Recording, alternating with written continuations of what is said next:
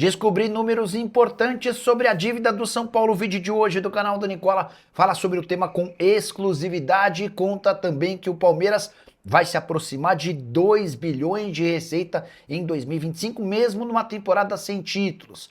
Já o Corinthians busca 4 patrocinadores novos para 2026 em meio às tratativas de renovação de contrato com a Esportes da Sorte. Para completar, técnico do PSG deixando bem claro que prefere pegar o Pirâmides do que o Flamengo na grande decisão do Intercontinental de Clubes.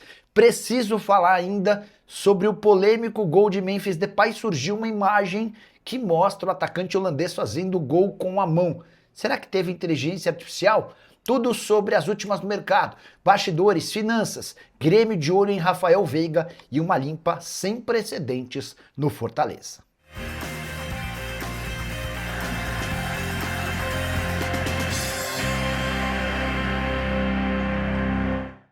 Fala aí pessoal, sou Jorge Nicola, bem-vindos a mais um vídeo do canal, sempre bom ter vocês por aqui, sem perder tempo, pedir para deixar like, se inscrever no canal e ativar as notificações. Antes das notícias, um breve e rápido convite. Você precisa fazer parte do meu grupo do Telegram. Mas por que, Nicola?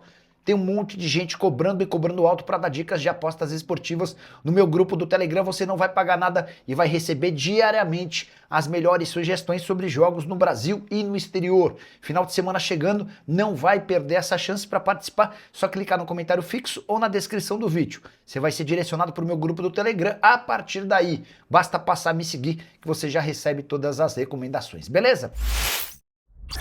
Agora sim, bora começar o vídeo com aquele tradicional giro de notícias e a primeira informação é exclusiva.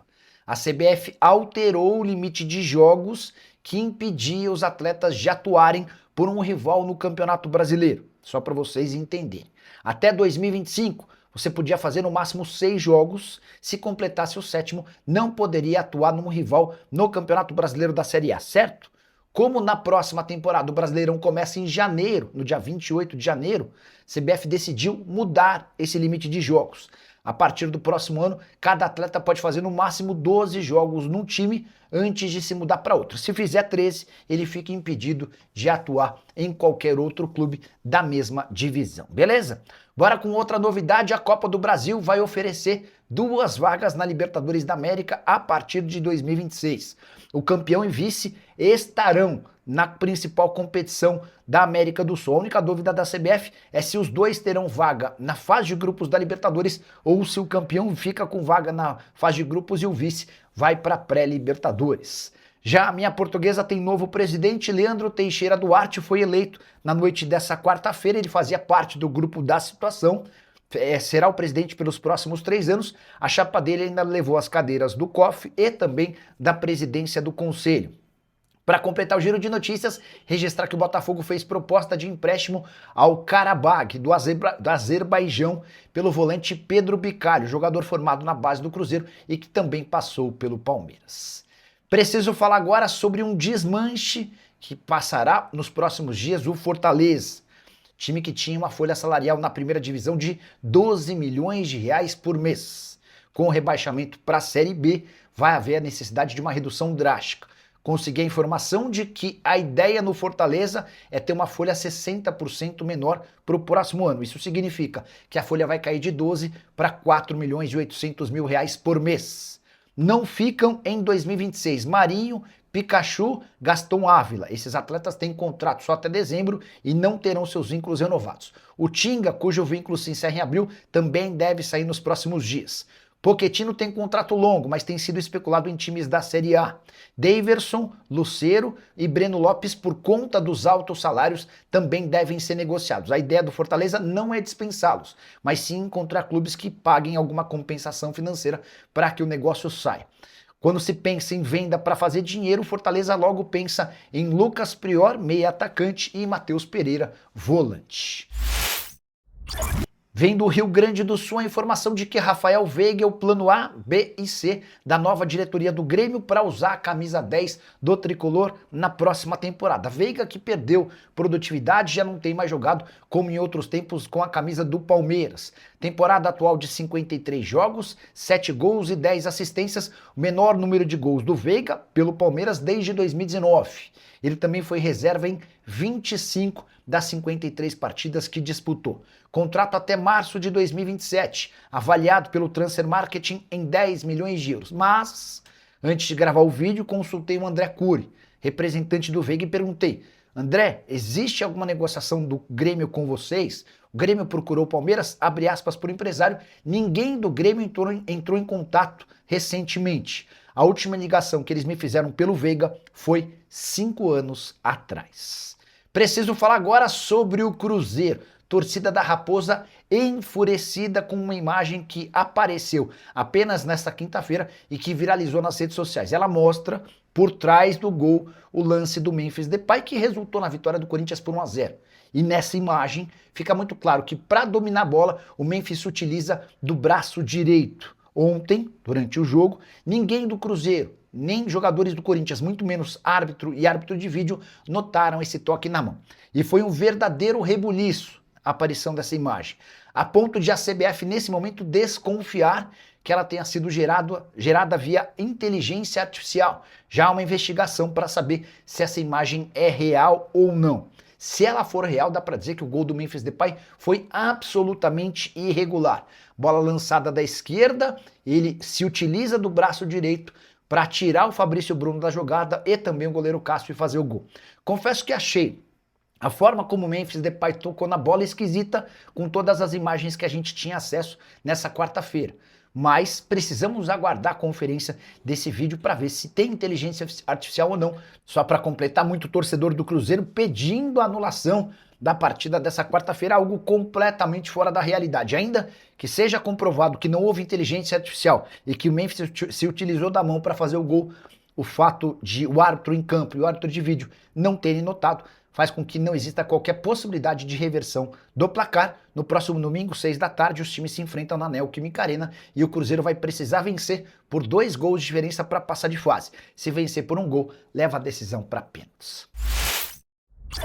Flamengo e PSG podem fazer a final do Intercontinental de Clubes, mas se depender de Luiz Henrique, o técnico espanhol do PSG, o adversário da equipe francesa será o Pirâmides do Egito. Nesse sábado, Flamengo e Pirâmides se enfrentam na semifinal. O PSG já tem sua vaga guardada. Em uma entrevista à TNT, nessa quarta-feira, depois do empate do PSG com o Atlético Bilbao na Espanha pela Liga dos Campeões, o Luiz Henrique foi perguntado: e aí, você prefere Flamengo ou Pirâmides? E o Luiz Henrique não titubeou e disse o seguinte, abre aspas: prefiro pegar o Pirâmides, que eu não conheço mesmo sabendo do risco de perder, mas minha preferência não é pelo Flamengo, isso está claro. Eles têm um time muito bom com um grande treinador, prefiro o Pirâmides, reafirmou o Luiz Henrique antes de se despedir do repórter. Importante registrar que o Flamengo deixou excelente impressão durante a Copa do Mundo de Clubes, quando chegou a fazer jogos bons, vencendo inclusive o Chelsea na primeira fase da competição. Chelsea que se sagrou campeão, batendo o PSG justamente na decisão. Já sobre o PSG, o time é hoje o terceiro colocado na Champions, 13 dos 18 pontos possíveis, só o Arsenal com 18 e o Bayern com 15 estão à frente. No campeonato francês, o PSG é o segundo colocado, 33 pontos contra 34 do Lens. Nesse final de semana, no sábado, enquanto Flamengo e Pirâmides se enfrentam, o PSG joga contra o Metz, lanterna do campeonato francês. Existe a possibilidade de o PSG se utilizar de reservas para chegar com a equipe completa diante do Flamengo. Para completar, Marquinhos virou dúvida para a final do Intercontinental por conta de uma lesão e Pedro fez atividades no gramado com o restante do elenco. Atividades bem preliminares, dá para descartar o Pedro sendo utilizado na semifinal contra o Pirâmides. Preciso falar agora sobre o Palmeiras, e mesmo numa temporada sem nenhum título, foram 5 torneios e 3 vice-campeonatos, o Palmeiras vai bater com folga seu recorde de arrecadação. A estimativa no Verdão é de uma receita em 2025 de 1 bilhão e 700 milhões de reais. Só a título de comparação, na temporada passada, até então a temporada recorde do Verdão, haviam sido 1 bilhão 270 milhões de receita. Palmeiras havia projetado para esse ano de 2025 um pouco mais de 1 bilhão de reais. E a receita veio muito superior por uma série de motivos, entre eles vendas de atletas. Palmeiras obteve cerca de 700 milhões de reais com vendas de jogadores, com destaque para Vitor Reis, vendido para o City por 220 milhões de reais, e Richard Rios, vendido para o Benfica por 136 bilhões de reais. Até outubro, última divulgação do balancete do Palmeiras, o Verdão já havia colocado como receita 1 bilhão 360 milhões de reais. Copa do Mundo de Clubes também tem papel importante nessa arrecadação recorde. Palmeiras disputou o torneio na metade do ano nos Estados Unidos e voltou para casa com 217 milhões de reais brutos.